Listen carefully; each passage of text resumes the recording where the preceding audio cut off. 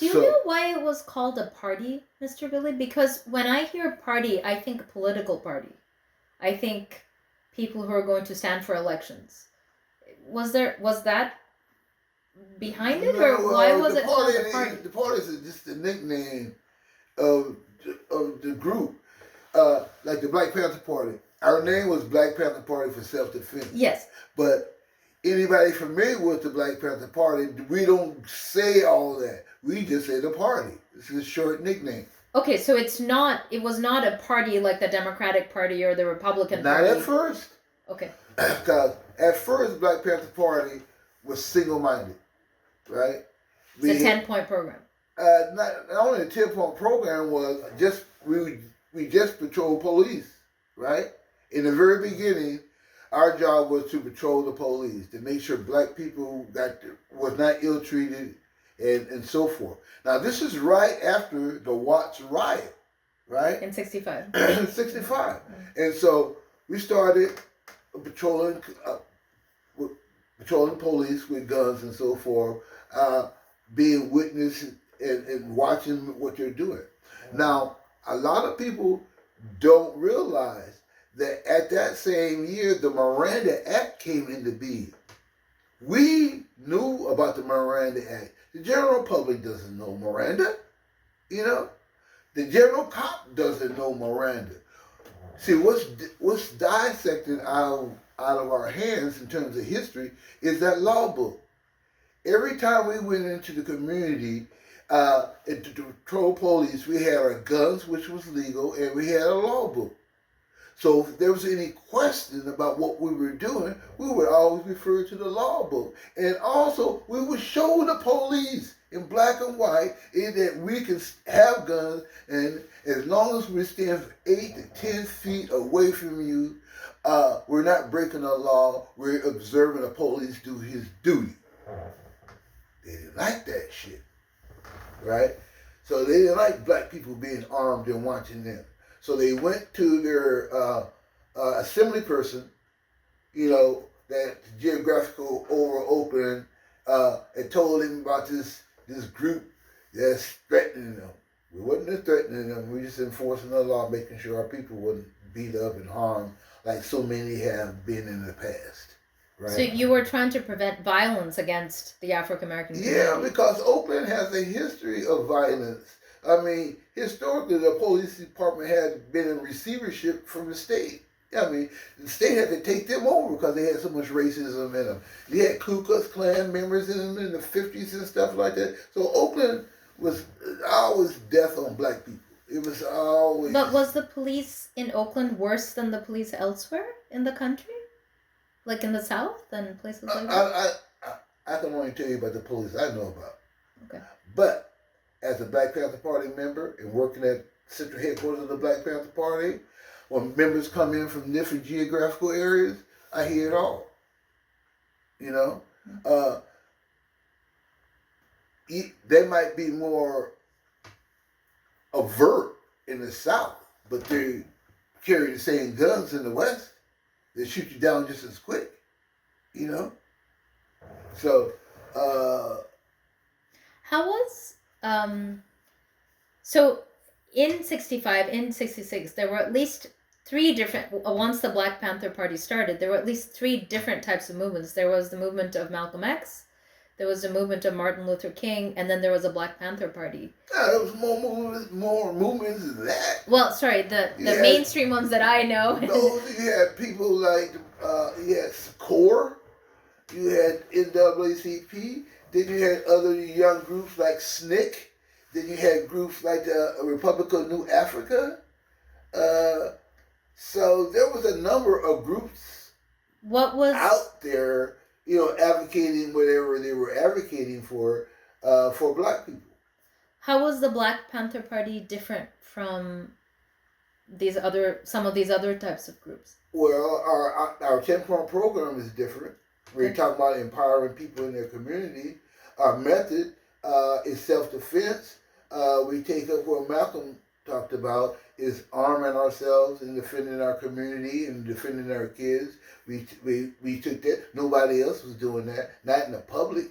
I mean, there was a lot of talk about underground this and underground that, but how you going to educate the people if you're underground?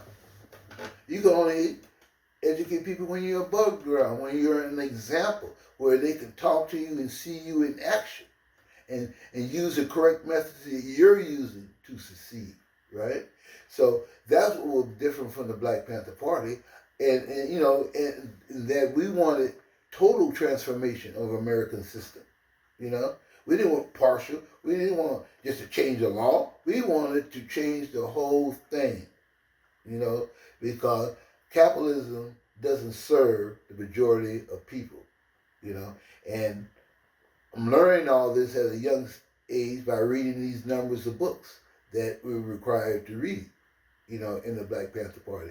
Because when you go out into the field and talk to people door to door, you can't be saying, let me get back to you. You got to have the answer.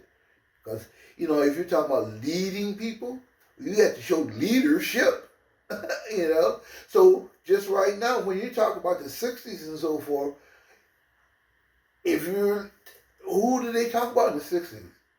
They talk about Martin Luther King, but after he's dead, they don't talk about him. They talk about the Black Panther Party. That's who they talk about, because the Black Panther Party set examples that people could follow. We empowered people. We gave people the imagination. We gave people hope, you know. Those are some of the intangible things that black people hadn't had before, you know.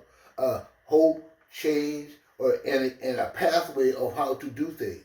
Okay, Black Panther Party say we're going to set examples for people to follow. Okay, we're going to empower the community. We're going to start a free breakfast for school children program.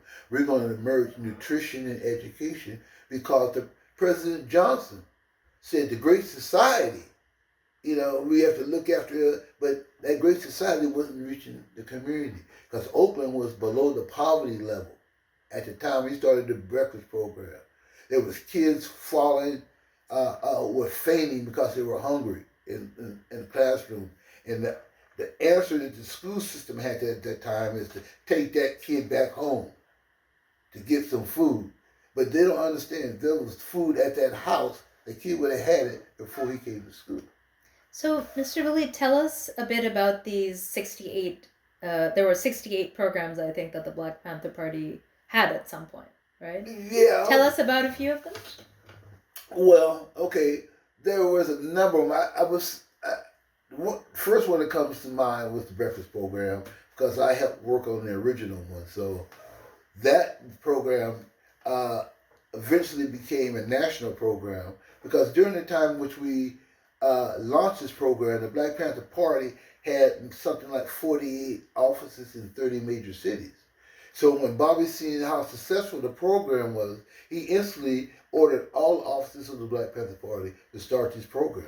So we, as an organization, had a national program within weeks, right?